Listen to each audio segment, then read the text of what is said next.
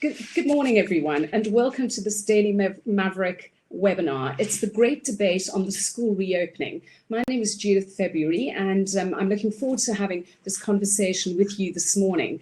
I'm so sorry that we've had to start late. We've had a few technical gremlins. We've had no sound, no audio, but thank you to the loyal Maverick insiders who are trying to sort out the tech, and also to all of you for sticking with us. So this morning, I'm very happy to be joined by Dr. Nick Spaull and Dr. Sara Black. Just as a bit of background, Nick Spaull, you might have heard and read his commentary on education. He's an education economist at the University of Stellenbosch and a well-known commentator in South Africa on education policy. He's also the principal investigator of the Coronavirus Rapid Mobile Survey, appropriately called CRAM. And Dr. Sara Black, Sara is a former high school maths teacher, and she now trains teachers and works in critical education sociology.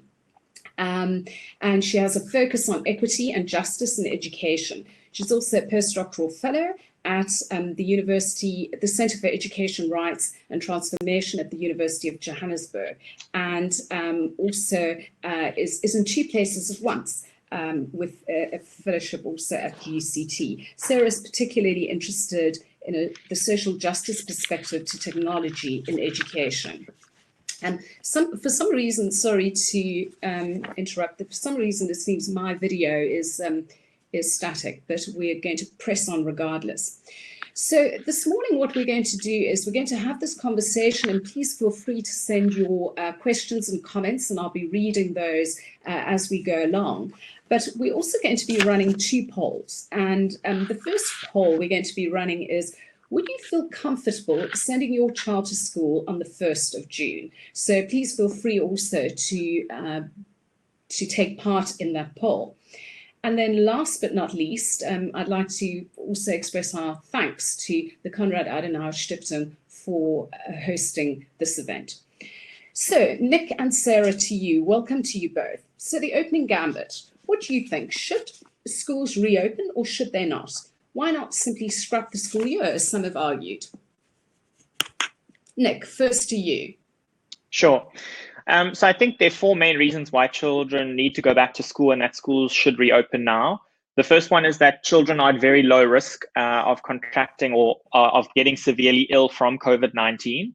The second one is that school closures and lockdown impose very high costs on children and their families. The third one is that the economy cannot open if schools remain closed, further increasing the costs to particularly poor families.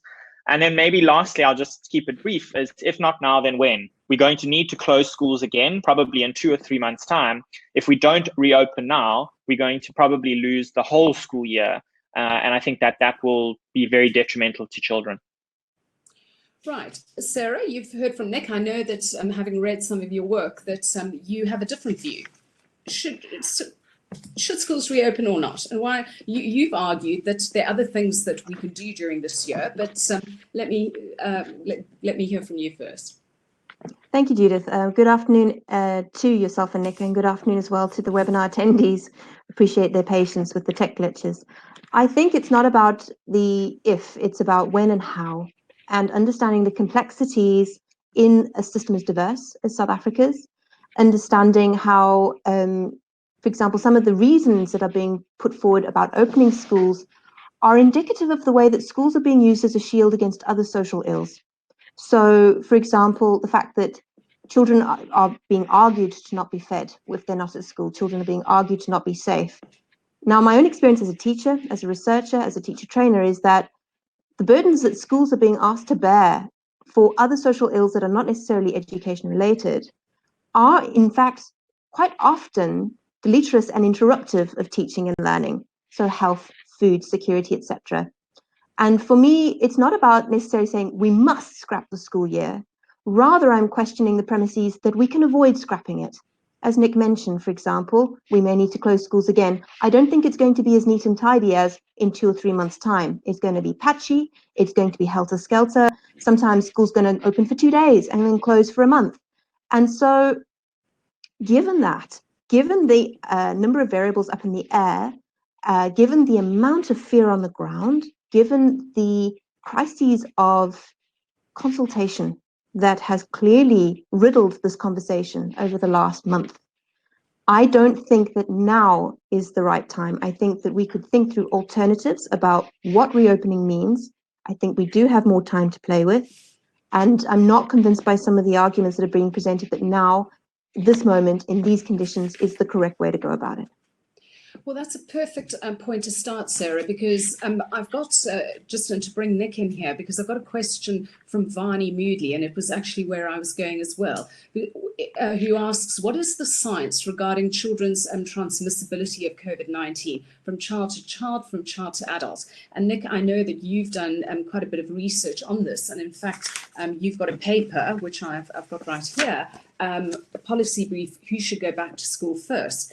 Because Sarah, if you're saying that it is going to be patchy, then Nick's argument would be, well, let's do this in a phased-in approach, but slightly different to what government is wanting, which is grade 7 and grade 12. So, Nick, onto some of the evidence with regard to the transmissibility of COVID. Sure. So it's not that I've done research on this. I'm not an epidemiologist, and I'm not a specialist on this. It's summarizing what the specialists have been saying. And I think that even local specialists, so Prof. Muddy, he's the NRFA-rated researcher, specializes in pediatric virology and vaccinology. And I think that what they're saying is that the evidence emerging from around the world is that children seem to not be the index case in a household. So it's much more likely that a child is infected by an adult in a household than it is for the adult to be infected from a child. They're also finding that same age groups seem to transmit to each other, but that there's less transmission between age groups. So children transmit to other children, but less often children transmitting to adults, or vice versa. The other very clear piece of evidence is that children are at very low risk of getting severely ill from COVID-19. This is something that's very different to most other diseases where children are either at the same risk as adults or at more risk because they are younger and sometimes their immune systems can't cope. It seems that's not the case with COVID-19. So even if we look at the US, the country that's been the most severely affected by this, of 31,000 child deaths that have occurred this year from regular causes, from all sorts of things, because children do die, unfortunately and tragically, only 9 of those 31,000 child deaths are COVID deaths. So around the world, less than 100 kids have died of COVID-19, and we have, hundreds of millions of children around the world. So I think that the science on that is relatively clear. Now, it's true that we don't know what happens in much poorer contexts where you have much higher levels of HIV and TB and other comorbidities. But the South African data that we do have is conforming to the international age distribution. Yeah, and because, there is a concern, Nick, and one of the questions I had was that some of the research in your paper was in Ireland, South Korea, Germany, and Italy, and of course, those are developed countries, and South Africa is not. And given the fact that we have malnutrition issues, asthma, HIV, tuberculosis, and amongst children, and we're getting questions here from our viewers who are saying that they are concerned that children are passing the transmission to adults who have comorbidities, and that this evidence really isn't as clear as you might suggest. Because also, if I look at what the doctor from the National Institute of Communicative Diseases said, she said that they weren't going to sort of say yes, this is what she was cautious, I think, about this evidence as well. And I think that is the right approach. No one is saying that we should go gung-ho into this and throw caution to the wind. We do need to recognize that most of this evidence is coming from high-income countries. And that's why, at least for myself, before writing that policy brief, did consult local epidemiologists and pediatric experts, as well as waiting for some of the South African data to be disaggregated by age to see if we were following the same trend, which it looks like we are. But I also want to bring in another element, which is that we are adopting mitigation measures like a national lockdown that we're also importing from high-income countries. So something that might be appropriate in a very high-income context might not be appropriate in a low-income context. And I think that a lot of people are saying that if you're much closer to a very, very low threshold of poverty, for example, around hunger and starvation, then not being able to work and earn an income for your family for even 6 weeks can have very detrimental impacts on nutrition for children, for example. And yes, there might be grants that are made available, but we've seen how patchy that is, that the government doesn't seem to be able to mobilize the resources that it's made available, which means that poor children in particular are going to bear the brunt of not opening schools when the economy reopens. Because who will take care of the 1 million domestic workers' children that are at home, for example? Right. Sarah, I'm going to bring you in there, and also because I'm looking at questions coming in from our viewers around, children who are in matric, and this is the first tranche of children, a cohort, I should say, of children going back to school, and they are 17, 18 years old, so they're not children. And I want to bring you in to respond to what Nick has said. I have to even sort of put an extra point on top of that, Judith. I'm afraid most of our matrics are not 17 and 18. Most of our matrics are 19, 20, 21 years old. Yes. So, and we, this is a great example, a lovely segue into the problem we have about the types of problems that afflict the vast majority of our schools that serve the poor, and the way that we need to bring in a plurality of policy-making approaches into conversation with each other about complex environments like schools. I'm noticing some of the viewers are pointing out, for example, what about teacher-to-teacher transmission? What about the uncertainties in some of the data? So this is not to say that science shouldn't inform policy, not at all, but rather that bringing in a single discipline and expecting it to be able to provide us with all the hard and fast answers about a complex environment like a school seems to me to be burdening that discipline to provide answers that it actually can't. So, for example, we know that so many of our schools are struggling to have the basic infrastructure in place to meet physical distancing requirements that would make it safe for people to return to schools. While we are phasing in certain grades and not others, physical distancing will, of course, be a lot more viable with the number of rooms and the number of teachers we have available.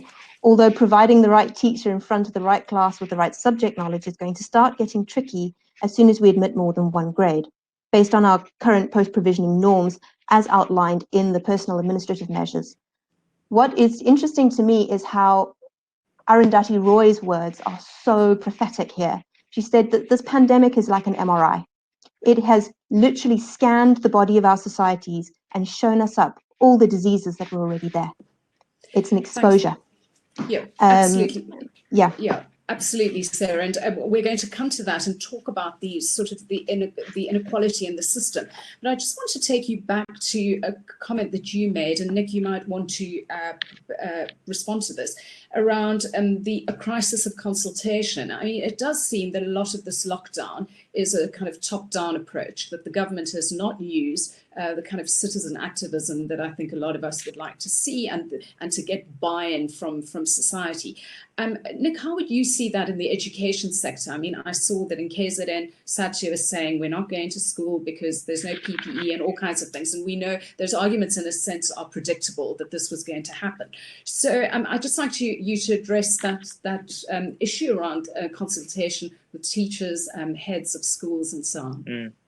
I do think that there has been a lack of consultation, and that particularly in the early phases, the department wasn't transparent enough about their plans, which made a lot of parents and teachers anxious, not knowing what provisions had already been put in place, how far they were in reaching the distribution of PPE to schools, for example. And we just get told, trust us, trust us, trust us. There's this just-in-time delivery. And I think a lot of people are saying, we want to actually see proof of that. Can you play open cards so that we can see how ready you are and where and which provinces? But I also agree with Sarah's point there in quoting Arundhati Roy that this is just foregrounding a lot of the inequalities and problems that already exist in South Africa. So one of those problems is service delivery and infrastructure. We're not going to solve the problem that 3,000 schools don't have water and adequate sanitation in 3 weeks before we need to open them. We're not going to solve in the next 3 weeks or the next 3 months what we haven't managed to solve in the last 20 years. But I do think that expecting more from the department in terms of transparency and communication is totally right. And Sarah, do you want to come in there briefly? And then I've got a question from Zaytoon Rabani about schools on the Cape Flats already, even before reopening. Some have closed, and these are in the hotspots like Delft and so on. But Sarah, just on the crisis of consultation. Well, I mean, it's been pretty apparent that the way that the legitimacy and the consensus building process around school reopening has been unfortunately quite paternalistic, if I have to say. And while this is not unfortunately new from some of our governance structures where there is a sort of just do as we say and everything will be fine, this is a moment where people's anxieties and concerns and precarities, it's not just about emotions, it's about people's very real situations on the ground in their homes are coming to the fore. And so the lack of consensus building, the lack of legitimacy from the Department of Basic Education has eroded what little trust there was in the first place. Now, we can look at the data and we can look at the science and go, well, rationally speaking, maybe your child will not be at risk. But there's more to these kinds of decisions than just looking at figures and statistics. I mean, if rational was all that one needed to make decisions, then casinos would shut down tomorrow. Yes. So, you know, we need to treat people as able to think. We need to treat people as able to contribute to the production of reasonable plans, and not to speak down to those in schools who, as if they are unable to think for themselves about what they're facing and their deep knowledge of their local context. For me, that's really what stands out when I read the policy briefs, both from the national and the provincial departments, about how to manage COVID. Just looking at the standard operating procedures, these policies are written as if every school was a leafy suburban Cape Town southern suburbs school. And when you read that as a teacher who's worked in a township or a rural school, you can't help but be incredulous. You can't help but think, what planet are you living on? Because you clearly are not speaking about a school like mine. And that also undermines the legitimacy and consensus building required for these complex decisions. Although, sir, I'm just going to read, and Nick, you can come in. Lianda Shilangu, one of our viewers, who says, one parent argued that sending children to school is much better than having them roaming around in the townships. With the easing of regulations in level 3, it makes sense to send them back. And I think that, and Nick, I know you argue this in your policy paper. And I mean, Sara, just to challenge you, there are schools who are, that I know of, who are in very sort of impoverished areas, but whose staff are back and who are raring to go and who are doing the necessary. And so it also takes one into the issues around leadership at schools. But, we're not going to fix the education problem. But Nick, just to talk about that, because you mentioned it in your policy paper, do we... It's better to have kids in school than roaming around in the townships. I mean... Yeah, and I think sometimes it's not only roaming around in the township. Sometimes it can also be that they don't have caregivers. And what do you do if you're a single mother who has a 6-year-old child and you now have to go to work because your employer is requiring you to do that? And this is not a niche instance, right? It's also, you're going to mention inequalities later, but I think it's going to exacerbate gender inequalities, because who are the people that end up having to do more childcare? It's women. So if we don't have the institutions that we normally have, like ECD centers and schools, to take care of children as our economy reopens, and I think that everyone is recognizing that if we keep the economy closed for a lot longer, we're going to see a lot high levels of suffering in terms of people being able to provide for themselves, high levels of malnutrition. And already we're starting to see much lower levels of compliance around childhood immunization, TB testing rates, children visiting hospitals. There are lots of downsides to having a lockdown. So I think that I joked with someone the other day that the COVID infection rate and even the death rate is becoming our new matric pass rate. This is the one indicator that we're using to summarize everything, without recognizing that there are actually a whole bunch of other metrics that we should be looking at the same time. And we should have a combined health approach that says, yes, we do need to tackle COVID, but we also need to incorporate it into our responses around TB and testing for TB, around HIV and making sure that medication is available for people that are HIV positive, and testing for HIV continues. All of those things are currently being compromised by the government's approach. So Tulani Madondo, Sara, one of our viewers has said children in most townships are actually at risk by not being at school. We see them playing with each other every day, including now. So yes, but continue. So I'm a little concerned about relying on this argument about unmonitored children in light of the debate we're having about whether what the government has set on the table now is an appropriate approach. Because when you're phasing in only 2 grades at a time, I'm afraid most of the majority of children are out of school anyway. Again, it's a little bit of I worry sometimes that the undertone of us thinking in these ways is one that is quite deficit about poor parents.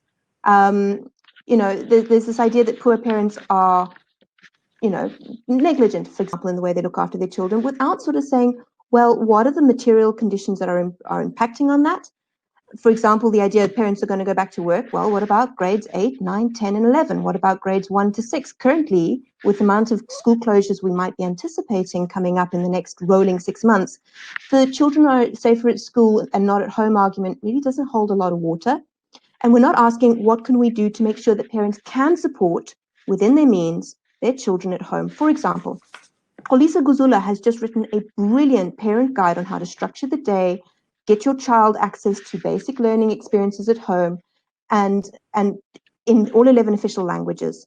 We're not seriously talking about alternatives that will say, actually, perhaps we need to make peace with the fact that schools are not going to be open for whatever significant fraction of the rest of the year. What are we doing to support parents at home? Children need to eat all the time, not just when they're at school. And so there's this idea that schools must be the bulwark against unsafe home environments or homes where they're not receiving enough nutrition. And that is not one that holds water in light of the proposals that the department has put on the table now. So really, I'm wondering as well if we're sort of noticing the slippages in the arguments and also the way that we're thinking about the vast majority of our South African parents when we make these arguments. Right, Sarah, I'm going to just go to our poll because the first question is, would you feel comfortable sending your child to school on 1 June? So I'd encourage you to participate in that poll. Of course, these questions are yes, no, so that complicates matters, but please do send those in so we can get a result for you in the next couple of minutes.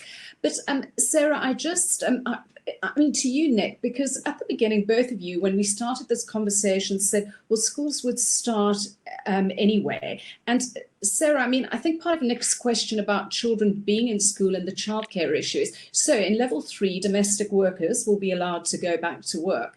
And, what does happen to children is that mother expected to, do the level of homeschooling, etc., that you say, and I hear you about the person you mentioned who's written about this. But Nick, that's how I understand your argument. So just perhaps a response to what Sarah has just said. Sure. So I think if you decide to open the economy in the next 6 months, which is the government's policy that we can't keep everything locked down for the next 6 months, what must parents that normally send their children to school do for childcare? So those million domestic workers that you mentioned, that all of their employers are probably going to say, come back to work. And if for some of them that don't have alternative childcare, this is another reason why I said that the youngest should go back to school and ECD centers first, because they present the biggest challenge. If you're 15 or 16 years old, yes, maybe you can stay at home, even if without a caregiver, if your grade hasn't gone back to school. But if you are 3, 4, 5, 6, 7, 8, 9, like you can't. Those children actually do require supervision at home. And I think that if we don't provide that by opening ECD centers and schools, we're going to see a lot of negative outcomes for those children. And not because we've taken a deficit approach about their caregivers. I don't agree with Sarah on that point. I think it's being realistic about the level of violence and precarity that's available in those communities, or prevalent in those communities. That we can't deny the fact that the levels of violence, interpersonal violence, violence directed towards children, sexual assault, all of those things, this is just looking at the data and saying, where are those things most prevalent? And unfortunately, because of apartheid spatial planning, lack of investment, all sorts of things that we can speak about, they are more highly concentrated in poorer areas. So I think that the longer we keep schools shut, it's not a middle class, I can work from home and my child is in another room. It's what I'm interested to hear from Sarah what should happen to the single mother that has a 6 or a 7-year-old child that's normally going to school now that she has to go back to work and doesn't have childcare arrangements? Right, Sarah, a quick answer to that, and then we're going to move on. Well, again, I think we're having a little bit of slippage about the frame of what we're talking about here, because we keep slipping between saying, when should we go back to schools and under what conditions versus should we go back to schools at all? What's on the table is already not every child going back to school. It's a very small fraction. So even if schools reopen on 1st June, as the department is proposing, the problems that Nick is quite rightly pointing out are not going to go away, number one. Number two, we need to start, I think, socially really questioning whether the types of things we ask schools to do. I mean, as a teacher, and I know there are a lot of teachers who would agree with me, and I'm noticing some of the comments in the chat room are echoing the sentiment too, is that a lot of the things schools are expected to do, like being paid babysitters, or feeders, etc., actually get in the way of teaching and learning. Teachers are constantly being torn between duties of care, simple duties of care, and actually delivering curriculum. Also, the fact is that, unfortunately, the children of domestic workers still often go home to an empty afternoon after school anyway. We've been told there's no extracurricular activity. We don't know how transport is going to play out with the outline that the department has shared with us. And again, I think we are kind of pretending like reopening schools for grades 7 and 12, as the department have proposed, is going to solve these issues, and it's not. So can we get more creative about, for example, saying to employers, do you understand that the person who works for you is also a parent? How are you helping them to meet the demands of their parents at home, or their Sarah, children at home? I'm going to interrupt you there just to say, on our poll, results from our poll, would you feel comfortable sending your child to school on 1 June? 41% of our viewers have said yes, 59% have said no. So we're going to end that poll right now, and we're going to start another one. But I've got some, Busi Maho says, my sons are at school where all the safety systems are in place, and that is the only reason my sons are going back to school. Otherwise, I would continue to homeschool them. And a parent who doesn't feel assured in sending their child to school but doesn't have access and capacity, there are problems there. But to Sarah and Nick, I think these questions are complicated because we're not going to solve all of these problems, as you said, Nick, before we go back to school. And it seems to me as that both of you are saying at some point one has to go back. And Sarah, for you, it is when that some point is. And I'm going to refer to your piece in a minute. But the issue around domestic workers, for example, let's not exacerbate an already bad situation. I mean, Nick, that's what I hear you saying. And then, Sarah, I want you to come back in on, if not now, then when? You suggest in your piece that we should take time off. And that's great, but, this is the real world, and is that even possible? But first to you, Nick. So to reiterate the point around domestic workers, it's not just domestic workers. I think that the challenge that we faced with is, as we decide to reopen society and life again, and at some point we'll have to close it down again, what is the way that we do that? And I think we're coming out of this very strong lockdown, which we all agreed was necessary. And now we're trying to say, what does the new normal look like? What does it look like to coexist with this virus, to do work and school and childcare and life in the presence of this virus that doesn't seem to be going away for the next 2 years? And what I'm saying is we need to find a way of reopening schools, educating children, making sure that they understand and are kind of mechanisms of communication with their parents around how to practice social distancing, hand washing, all those sorts of needed things for the next 2 years. But the new normal is not just keeping schools closed. The new normal needs to be, how do we coexist with the virus? And I think the way we do that is by opening schools gradually, as the minister has suggested, providing PPE, except that I would radically accelerate the younger children going back to school, because that's going to have a severe effect on the economy and on these children as well. Yeah, Nick, Sarah, just a quick response to that, because Nick, you don't agree with grade 7s going back, but rather grades R1, 2, and 3. Yeah. So the evidence that's coming out, is that children under 14 most definitely, but even more likely children under 18. So Prof. Muddy, for example, refers to children as being under 18. and just showing that the stats are still the same when you're looking at teenagers, for example. So it's not as strongly saying it shouldn't be grade 7, it should be grade 1. The department's own rationale is that children that are slightly older might be able to practice social distancing and hand hygiene better than a 6-year-old, which I think is fair. But I think they need to acknowledge that these younger children are a very high care burden for their parents, and that the fact that they are at such low risk themselves means that they should also be going back. That when after grade 7, maybe it makes sense to add in grade 1 and grade 2, or grade R and grade 1, so that they can share more of the school, but that those things should be phased in quite quickly, because schools are likely to have to be closed down again when our real surge comes. Because the rest of the world, they closed their schools when their surge came. We closed our schools in anticipation of a surge coming in the future, did it so early that we will now have to close down again in 3 months' time. Absolutely, and that's probably part of the irony of the lockdown. Before I come back to you, Sarah, I just wanted to alert our viewers to the poll. The new one is, are you convinced by the evidence suggesting younger children are less at risk from COVID-19? So please keep those coming. Sarah, do you want to respond to Nick? This will forever be with us, and so if we waited until COVID-19 was gone, or there was a vaccine, because no matter what Donald Trump says, it's probably not coming soon. So how do we respond? Is it reasonable to expect us to keep our schools closed? And then I want to bring you back to your piece, which is talking about where you say, now that the ship can be docked, the real repairs can be made. And in an Alexandra Ocasio-Cortez-like way, you call for an education New Deal. So what would you do in this year? It sounds to me like blue sky thinking, but you must convince us otherwise.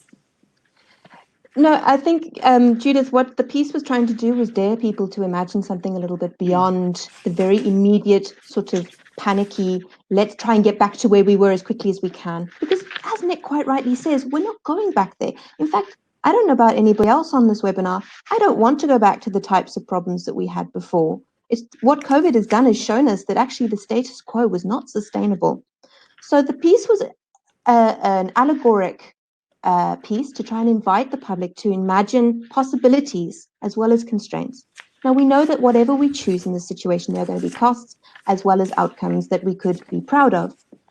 What I rather want to say is, under what conditions and when do we open our schools? As Nick just said, our peak has not come yet. I think that is part of what is very legitimately fueling parents' concerns, is that we're not in a situation where we have crushed our curve. We've just pushed it out a little bit. I would also argue that it's not a big deal to consider the loss of a term. Let's say we were to go back after the July school holidays. And I'm just making a scenario here. I'm not saying that this is what I propose. Rather, what I'm trying to show is we haven't really considered alternatives seriously. If we were to go back after the July holidays, we should be asking ourselves, how could we be making sure that more schools are ready to engage teaching and learning in a manner that will allow them to live with the virus more safely? Like I said, this virus is going to be with us for a very long time. We don't actually know when the peak is going to come. We don't understand how the transmission is still going to express itself through our population and under what conditions. Rather, what I'm advocating for is saying, let's not take certain premises as given, such as, number one, we can save the academic school year. That's not apparent. Number two, that we can't decouple teaching and learning from the provision of more basic needs like food and security.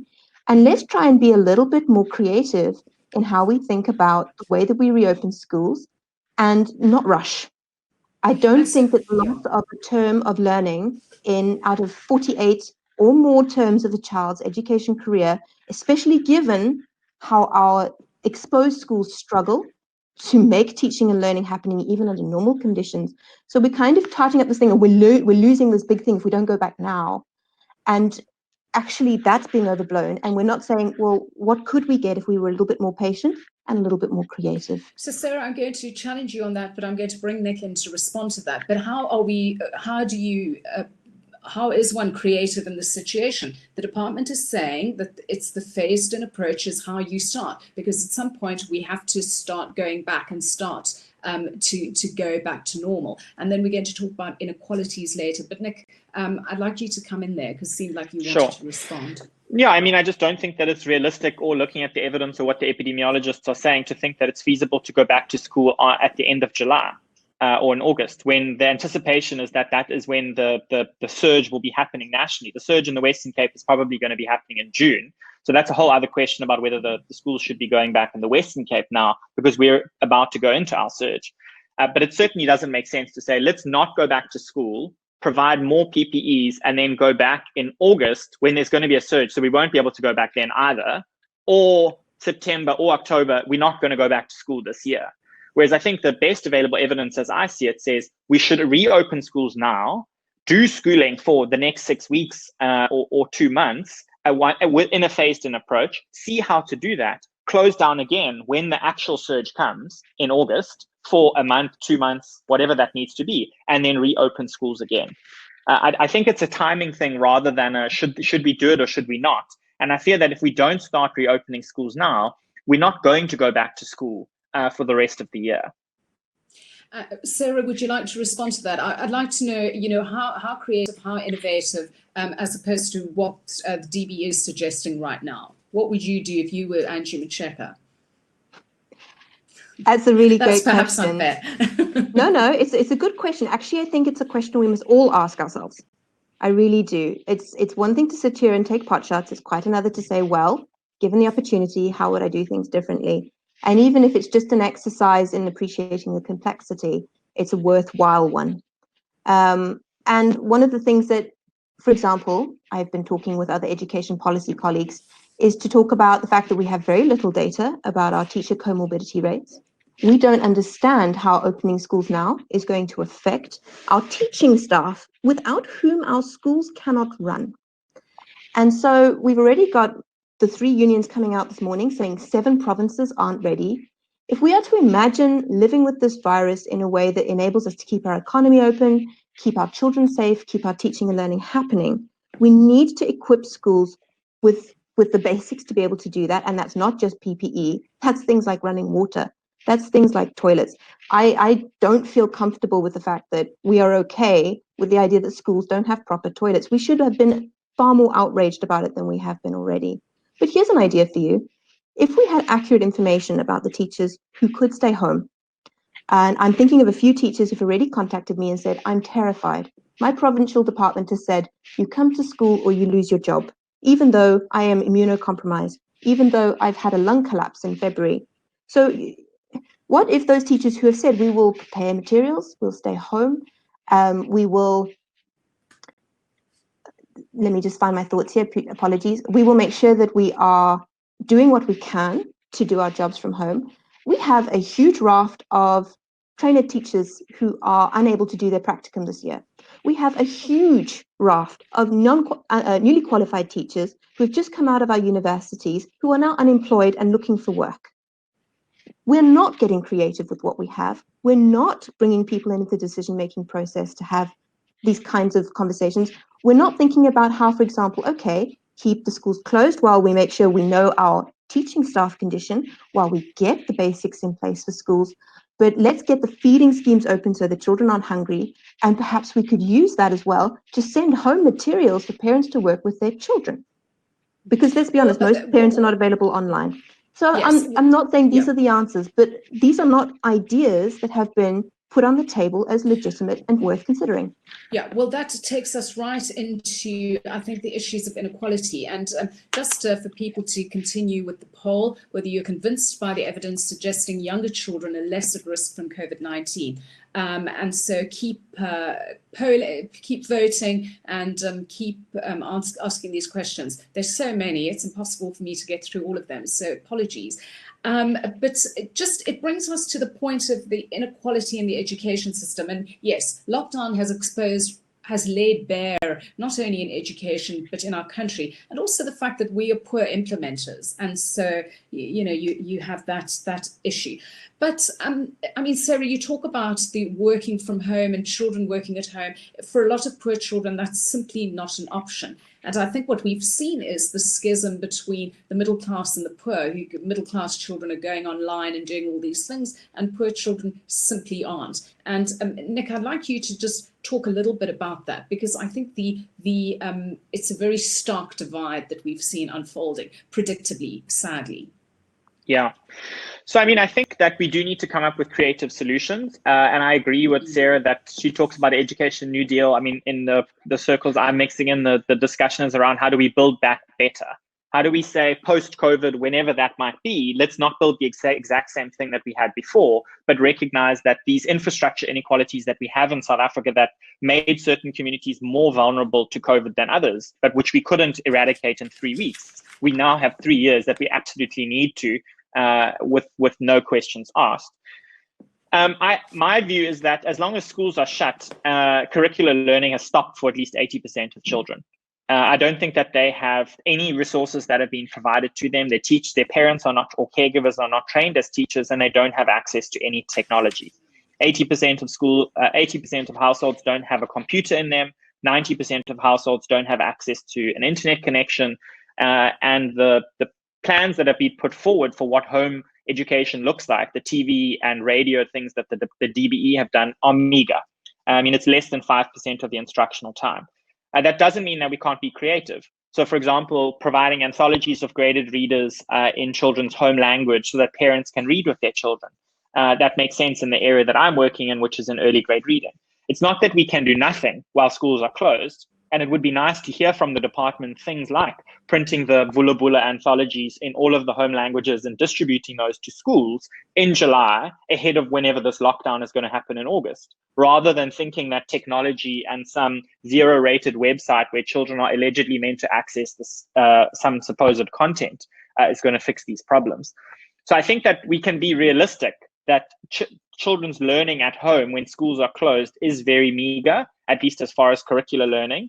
And from other crises around the world, for example, flooding in Pakistan, we see that extreme long-term consequences of missing 6 months or a year of schooling are borne out by the poorest children and those with the least educated parents. So I think the longer that we keep schools closed and the longer that we keep society locked down, those costs are going to be borne by the poorest.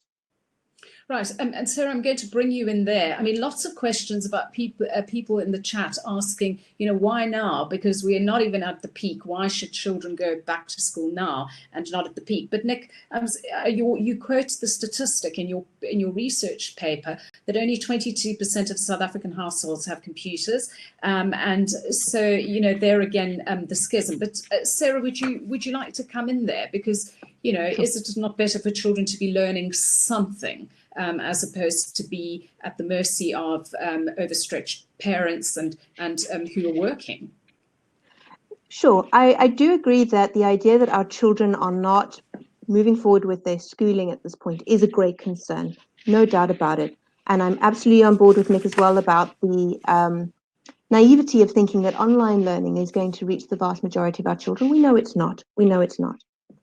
However, I would put it to you that given the conditions that our schools are in, on top of this pandemic situation, that we are overestimating the amount of teaching and learning that's going to happen in schools if they do open.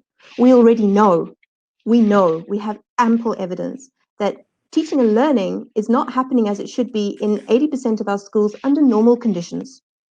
So I think it's an interesting thing to think about. Number one, what does learning mean as detached from schooling? Because the idea that our children are learning nothing right now is something that I've talked about with other people online, but it's worth mentioning here. We have this obsession that we've got to do curriculum coverage, and if it's not in the school curriculum, it's not worth learning. Actually, I think there are a lot of things that our children could be learning right now that are of value, and they don't need to be in school to do it, number one. Number two, there has not been, I beg your pardon? Such as, Sara, maybe just such as conflict resolution, such as thinking about how we are together in problems and how we think collectively, such as watching the way that their parents engage with democratic processes about their country, their economy, how to look after each other, how to open churches. Children learn from us by watching us, not just by what we tell them. And this obsession with a very narrow idea about learning as only what happens at school, coupled with the fact that we know that for most of our schools, their material conditions are so bad that they're not getting the teaching and learning happening anyway. Under these conditions, even less so. I just saw Maureen Robinson commented in the chat room there. There's a paucity of teaching and learning for our poor students, and that's not COVID. That's socioeconomic situations within our schools. And that's, I think, where Nick's point about the fact that we really need to start taking those material conditions in schools seriously, because they interrupt teaching and learning anyway. So what am I saying? Yeah. I'm not saying we should just think that we can just pause schools and it's not going to have a cost. Not at all. That's not what I'm suggesting at all. But what I am rather saying is that it's a little bit more subtle than just children are learning nothing of value if they are at home, and there is nothing we can do about it, except, of course, Nick did quite rightly say we should be thinking about more kind of pencil and paper methods, and we haven't done enough of that. And also that if we reopen schools, that learning is going to happen, because that's not a foregone conclusion, not for the vast majority of our children. Right. So I want to just come back to your question, and there's lots going on. Just to remind our viewers about the poll. Are you convinced by the evidence suggesting younger children are less at risk from COVID-19? Please carry on with your votes. But I want to come back to, because a lot of concern on the chat around teachers going back and the transmission from teacher to teacher. And Sara, something that you mentioned around teachers who are over 60, and the department has sort of said, well, we'll provide substitutes and so on. That doesn't seem to me to be entirely clear, because there are funding constraints. And Nick, you talk about the administrative complexity of managing this, and bearing in mind that in South Africa, we have a bad record at administrative excellence. So how do you see this really panning out, where you are saying, where parents can simply not send their children to school as well? So I think you're right in pointing to that we need to find creative ways of dealing with these administrative problems that government is facing, but also doing it within the realm of the possible. So I'll give you an example. We know that age is strongly linked to susceptibility to severe infection from COVID, and even potentially from dying from COVID-19. That say 15% of those in the very oldest categories will die of COVID-19 if they get infected. We should, in my view, offer early retirement. If teachers with what money, Nick? With what money? No, so this is a proposal that both the department and I think Treasury would find acceptable, because older teachers are typically more expensive than younger teachers. So it is actually a workable proposal that if old teachers that are 62 and are planning on retiring at 65 anyway, the virus is going to be with us for a number of years. If they don't feel comfortable, they should have the option, not be forced, but they should have the option of early retirement if they want to remove themselves from an environment where they are likely to or possible to be exposed to an infection.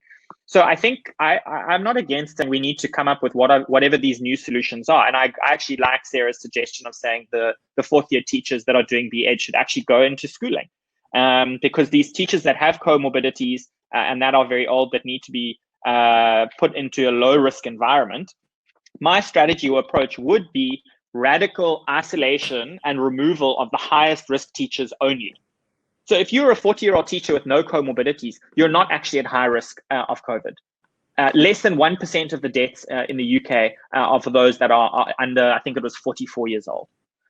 So it's a very low risk category. This is very much concentrated in those with certain types of comorbidities, like diabetes, for example, and those that are 60 years and older. So if we can identify those people, and this is also true not just of teachers, but more broadly in society, is that I think we should be spending much more effort on a targeted approach to those that are vulnerable, rather than a blanket approach that says everyone mustn't go back to work and no one must go to church, for example. The most recent church example, I would have said everyone can go back to church if you want up to 50, except if you're over 60. Then you're at high risk and you're not allowed to go to church or mosque or whatever. But a targeted approach that's not just blanket seems to be more informed by the science and the evidence than our current approaches. Right. Sara, I'm going to give you a moment to come in. We don't have much time left. We're going to go a couple of minutes over because we've got so many comments. But do you want to just respond to Nick? And then I want to draw attention to the UJ-HSRC survey on this matter. I think that one of the things this pandemic has really exposed, and I'm grateful for it because it's been dear to my heart for a long time, is that thinking in zero-sum terms about the benefits of learners and the benefits of teachers is deleterious. It's a problem. what is good for our teachers is good for our learners. This is not to kind of exculpate teachers from doing wrong things, but that we cannot run our schools without teachers. Most of the teachers are committed to their students. Most of them care very deeply. This is part of the motivation that takes one into teaching. For the early retirement idea, I think there's several problems with that. The first is that it misunderstands the teacher's motivation. Teachers want to be in schools. They want to be with their learners. It shouldn't be a case of, well, you have to actually give up the passion of your job, which is, let's be honest, not exactly lucrative, because you're ill. And early retirement is a very difficult thing to kind of suggest when we're facing the types of teacher shortages that we are in the long term. And really, this is, I guess, the dilemmas that this is throwing up that we need to think through together is short-term versus long-term benefits, and how can we reconcile the decisions we make for short-term protection, keeping people safe from multiple threats, not just COVID, with long-term initiatives to recapacitate our schools to do what they're meant to do, which is effect teaching and learning, to look after the people who make that happen, which are teachers and principals and non-teaching staff, I might add. We still do not have a national policy about the provision of non-teaching staff in schools. And you can imagine that schools that cannot get fees in, what that does to the teaching staff, who are then not only affecting teaching and learning and lessons, but doing all the administrative work as well. And there's a lot of admin in running a big institution like a school.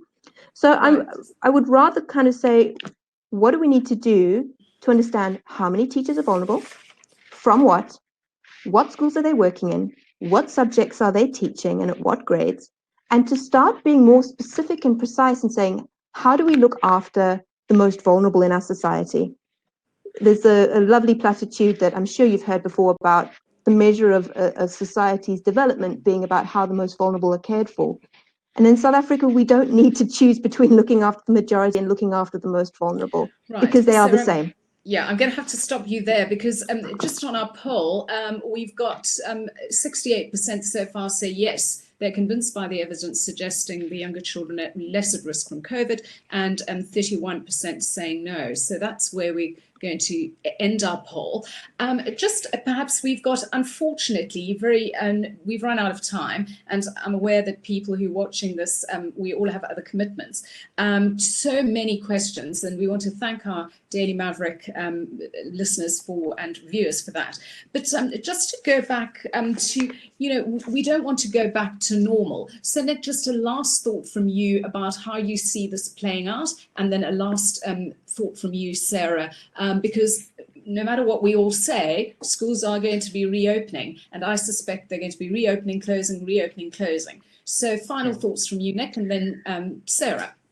Sure. So I'll also end on a bit of a silver lining, potential silver lining then. I do think that in the medium term, this is going to make South Africa as a community, as a society, reflect on how was it that we allowed schools to be so underprepared in terms of infrastructure, that 26% don't have water, and that really does need to be eradicated immediately. And when I say immediately, I mean in a 3-year time horizon, not a 3-week time horizon. And I really think that's going to come to the fore as a direct result of this crisis, and that's a good thing. Absolutely. Sara, 30 seconds for you. I think we're going to see the general South African public decide over the next couple of weeks what they think of the plans that are on the table, whether parents send their children back, whether the teachers hearken to the call of the unions to stay away from schools. So I don't think that the decisions going forward are going to be able to avoid what South Africans in general want, even if we would like to. So let's see how it comes out in the wash. Absolutely, and I think that that's a good place to end it, because at the end of the day, it will depend on parents whether they are prepared to send their children to school. But certainly from our poll, most of you viewers think that you're satisfied with the evidence out there. But probably more importantly is that how do we, after this, as Nick and Sara have said, build back better and build an education system that we can truly be proud of, and that truly is educating a future generation of South Africans. So I'd like to thank Nick Spaull and Sara Black for their interesting and engaged conversation today, and especially to all of you who've been watching this webinar and sending in all your questions. Again, apologies, we haven't been able to get to all of them, not even a fraction of all the activity I see on this chat. It will be you will be able to follow it on the Daily Maverick website. There'll be something written up as well. So to Nick and Sarah, thank you very much. And also final thanks to the Konrad Adenauer Stiftung for their support of this event, and also to the Daily Maverick Insiders, to all of you who subscribe, but also to the tech team who have assisted. I'm Judith February, and I'm really sorry that we started a few minutes late. That was sort of inexplicable tech, but that is bound to happen in this new virtual world of COVID. So thank you, everyone, and until next time, wash your hands and stay safe. Bye. Great. Cheers. Thank you. Cheers.